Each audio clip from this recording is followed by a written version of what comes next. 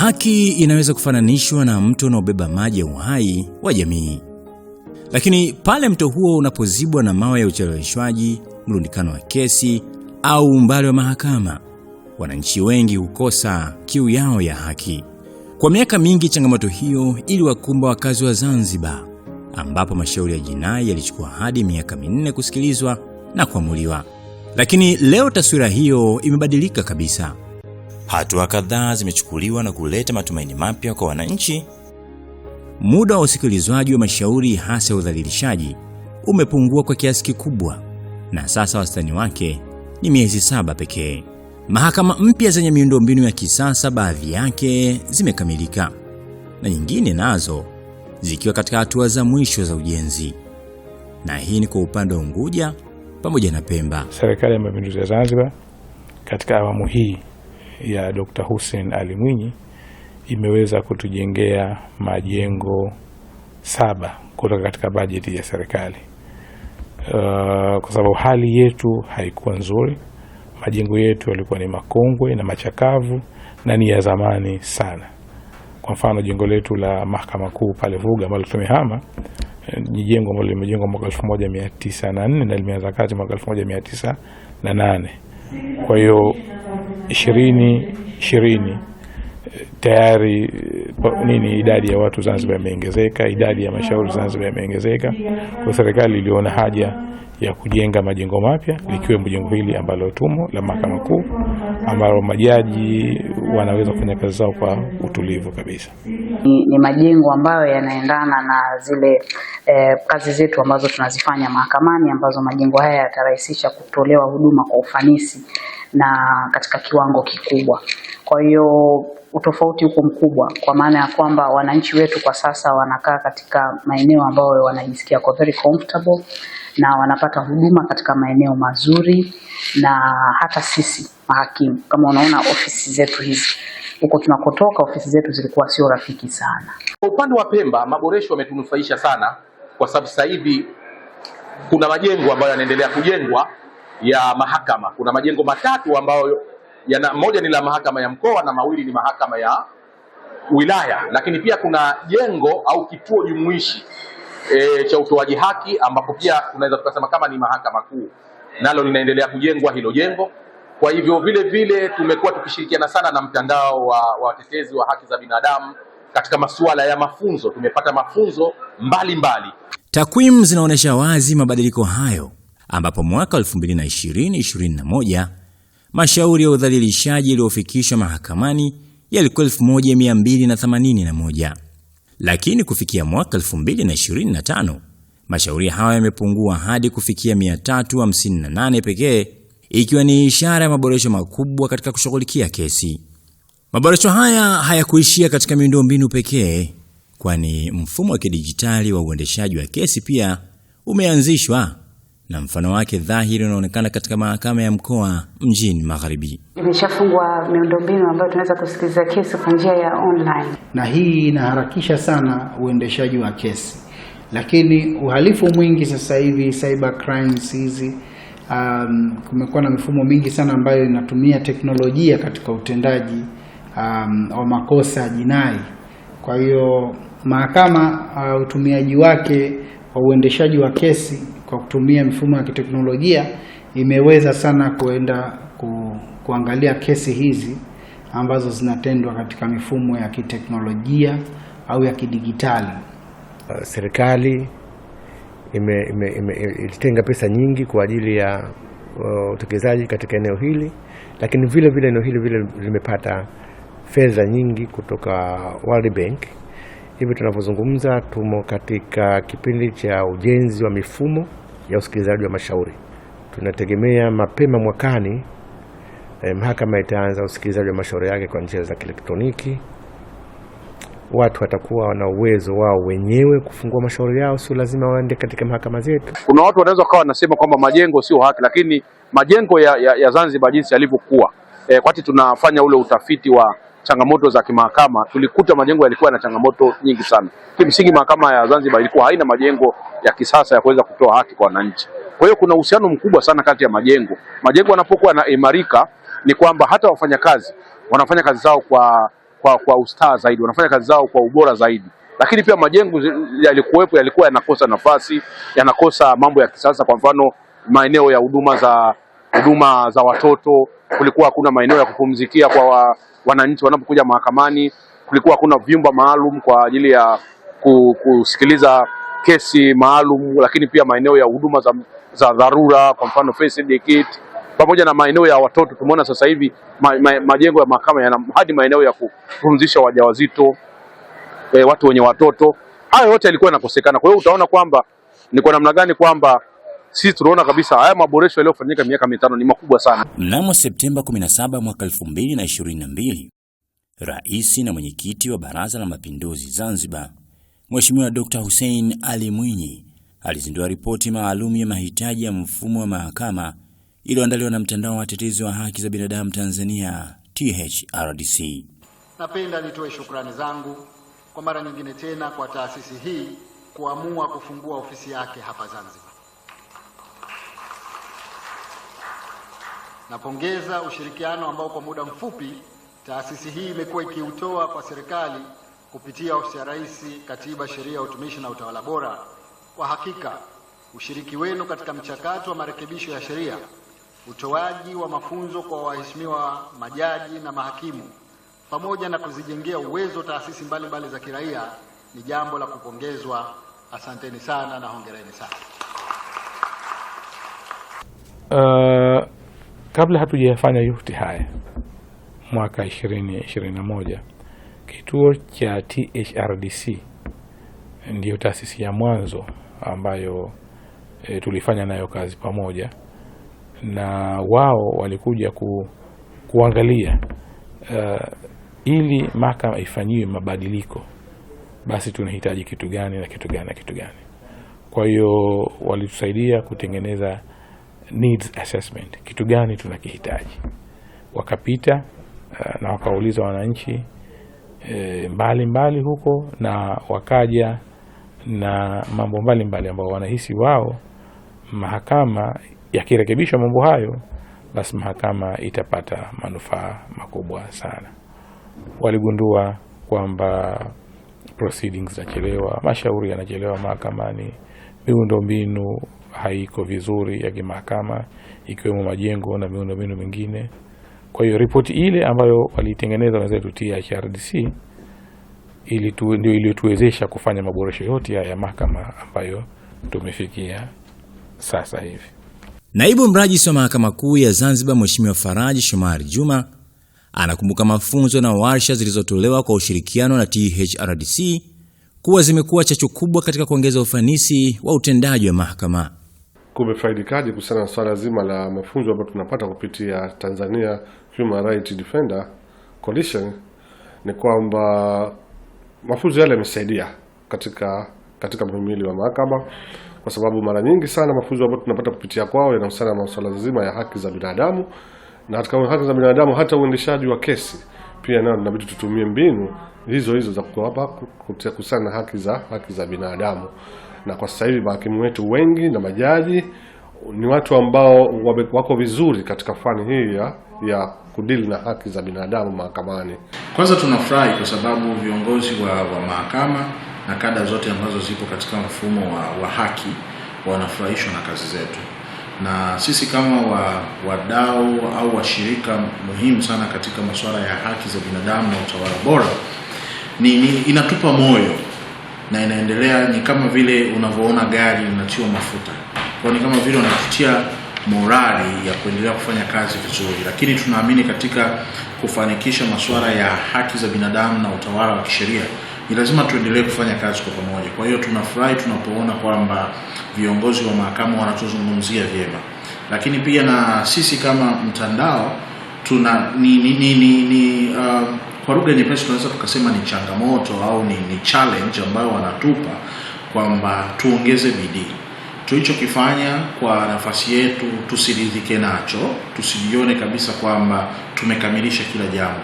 Tuna haja kubwa sana ya kuangalia namna gani tunavyoweza kuendelea kujenga mahusiano yetu ambayo tumeendelea kuwa tunayajenga, na nadhani kwamba yote ambayo tumeanza nayo tutaendelea nayo.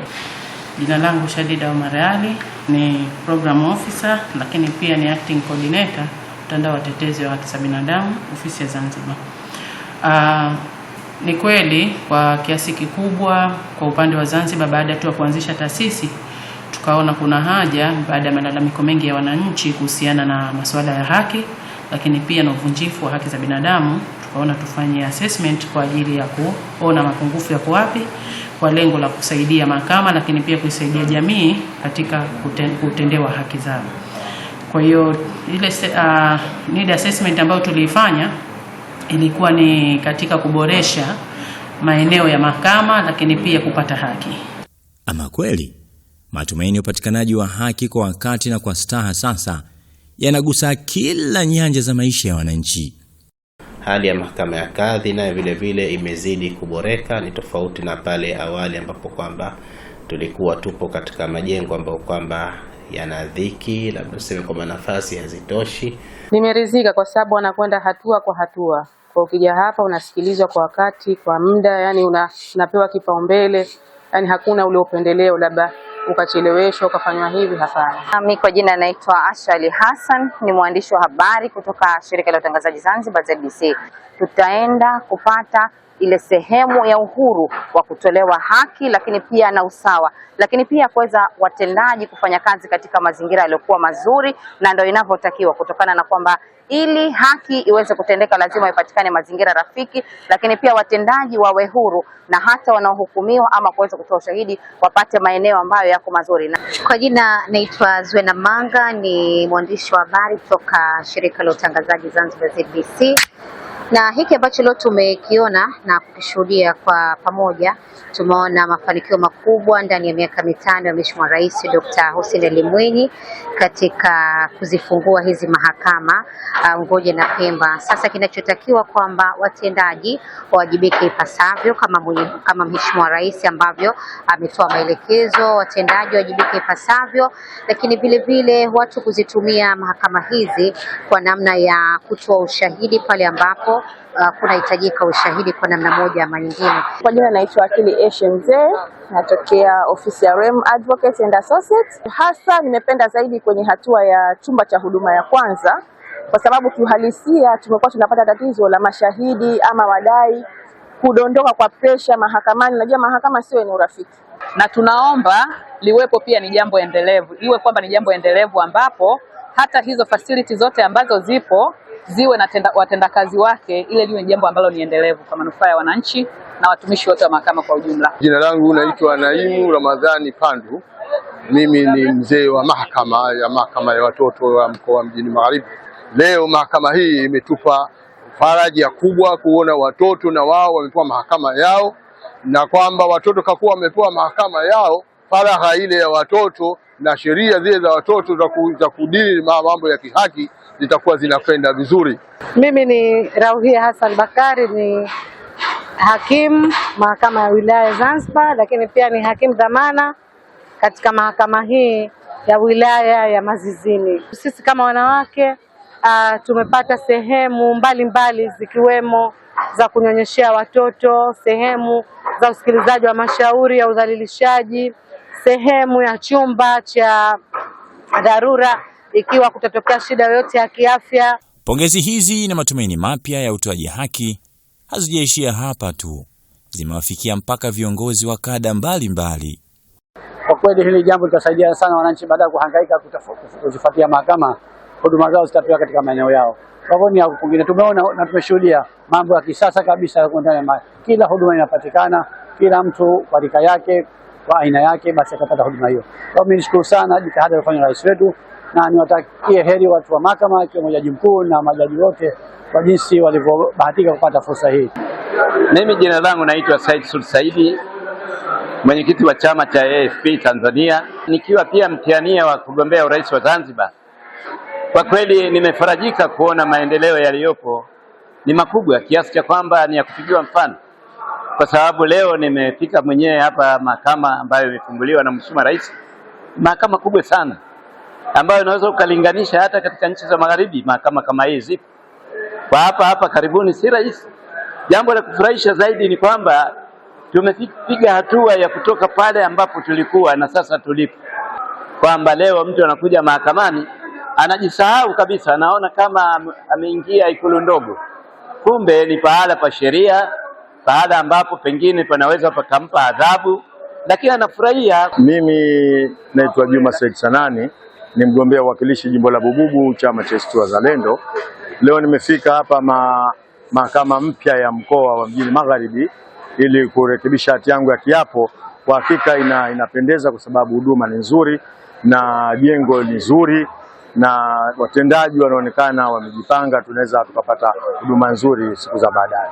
Kwa majina anaitwa Joseph Shaban Magazi, ni wakili wa kujitegemea, lakini pia ni rais wa jumuiya ya mawakili Zanzibar. Ningependa kushauri pia, kwa sababu miundombinu ya majengo imefanyika kwa kiwango kikubwa na teknolojia, lakini sasa tunataka tuongeze katika manpower zaidi, tupate maafisa au watendaji zaidi, mahakimu tupate zaidi, na ikiwezekana na majaji pia waongezwe.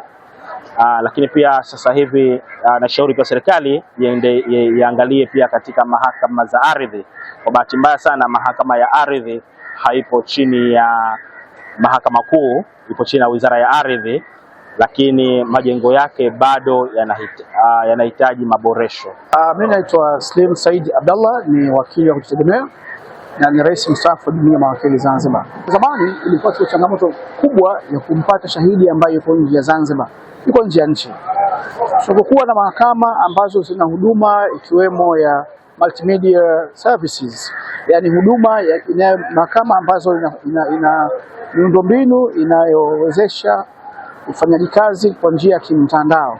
Maana yake hata shahidi ambaye yuko nje ya Zanzibar, yuko nje ya nchi, bado anaweza kufikiwa na akaweza kutoa ushahidi wake, hivyo kesi ucheleweshaji utapungua kwa kiasi kikubwa. Mimi naitwa Msemo Mavare, ni naibu mkuu wa shule ya sheria Zanzibar. Inabakia sasa kwa watendaji wenyewe, kwa maana ya waheshimiwa majaji, mahakimu na makadhi, kutumia sasa fursa hii ambayo imepatikana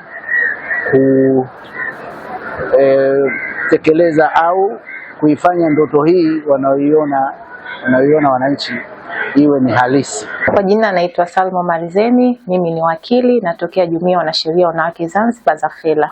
Tungeomba hizi mahakama zetu, hasa mahakama kadhi, wapewe mafunzo kwa namna gani wanaweza kuandika haya maamuzi, ili wale ambao wanaenda kuyatekeleza yale maamuzi iwe rahisi kuzifanyia kazi na mtu akapata haki yake kiurahisi. Naitwa Jamila Mahmud, ni mkurugenzi kwenye jumuiya ya wanasheria wanawake Zanzibar, lakini pia ni mwenyekiti wa bodi ya watetezi wa haki za binadamu kwa upande wa Zanzibar. Bado katika mahakama zetu kuna changamoto ya masuala ya ni expertise, so professional, ni expert.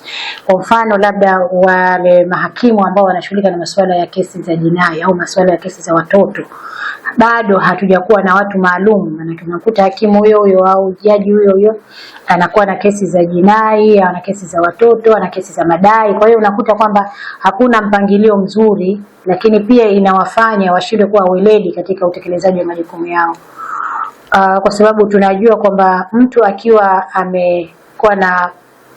specialize katika sekta fulani, basi anaweza kuifanyia kazi vizuri zaidi kuliko akiwa anachupia.